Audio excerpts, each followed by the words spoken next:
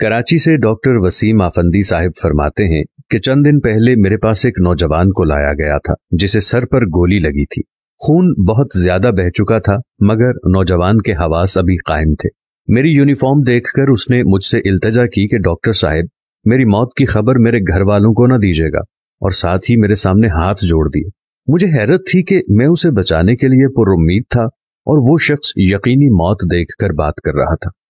खैर, मैंने उसे तसल्ली दी और ऑपरेशन थिएटर में पहुंचे, जहां उसे बेहोश करने के लिए इंजेक्शन दिया गया और साथ ही मैं उसकी रुदाद भी सुनता रहा। कहानी सुनाते सुनाते लड़का बेहोश हो गया। इसी बेहोशी के दौरान उसकी मौत हो गई, मगर उसकी मौत मुझे झंझोड़ कर रख गई। शायद वीडियो देखने वालों को भी झंझोड़ दे, इसलिए वाकया बता रहा हूं कि जब लड़के ने इल्तिजा की कि मेरी मौत की खबर मेरे घर वालों को ना दीजिएगा, बल्कि लाश ईदी सेंटर या छिपा के हवाले कर दीजिएगा, मैंने उससे पूछा ऐसी क्या वजह है। उसने बताया कि मेरे वालिद साहब फौत हो चुके हैं। मेरी 3 छोटी बहनें हैं जिन्होंने पिछले 2 दिन से कुछ नहीं खाया। मुझे आज 2 दिन बाद मजदूरी मिली और मैं दिहाड़ी लगाकर आ रहा था कि रास्ते में डाकुओं ने मुझे लूटने की कोशिश की। मेरे पास कुल दौलत वो आज की दिहाड़ी लग जाने वाली मजदूरी और ये एक पुराना सा मोबाइल था। अगर सिर्फ मेरी बात होती तो मैं शायद 1300 रुपए डाकुओं को दे देता, मगर मुझे पता था घर में 2 दिन से भूखी बैठी मेरी बहनें रोटी के इंतजार में मेरी राह देख रही होंगी। ये पैसे डाकू ले गए तो मेरी बहनें क्या खाएंगी? जब ये लोग खौफे खुदा से आ रही हैं तो किसी और को भी लूट लेंगे।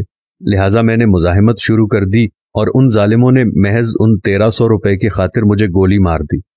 डॉक्टर साहब, मुझे पता है मैं मर जाऊंगा, मगर मुझे फिक्र है कि मेरे घर वाले जिनके पास रोटी तक के पैसे नहीं हैं, वो मेरे लिए कफन के पैसे कहां से लाएंगे, कब्र के पैसे कहां से लाएंगे।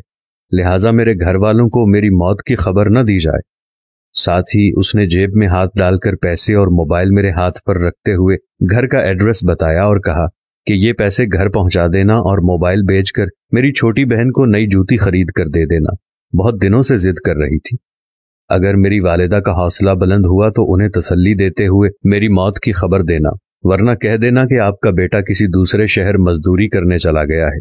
इसके साथ ही वो नौजवान हालत गुनूदगी में चला गया और वहीं से मौत की आगोश में जा पहुंचा।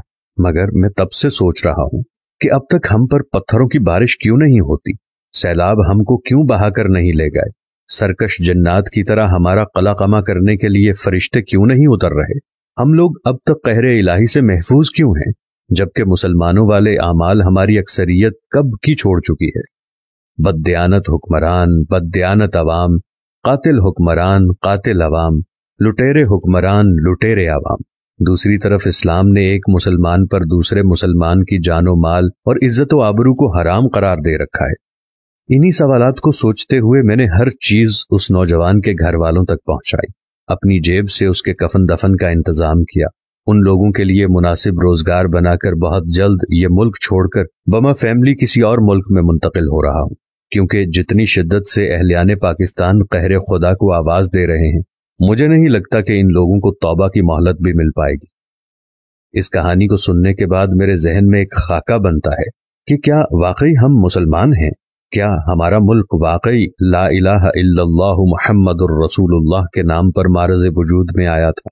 क्या वाकई इस वक्त जब हमारा मुल्क मारज़े वजूद में आ रहा था, जब हमने हिंदुओं और अंग्रेजों से आज़ादी हासिल की थी, क्या उस वक्त कायदे आजम मोहम्मद अली जिन्ना, अल्लामा इकबाल, सर सैयद अहमद खान और जितने भी लीडरान थे, उनके जहन में ये हमारे फ्यूचर का नक्शा था?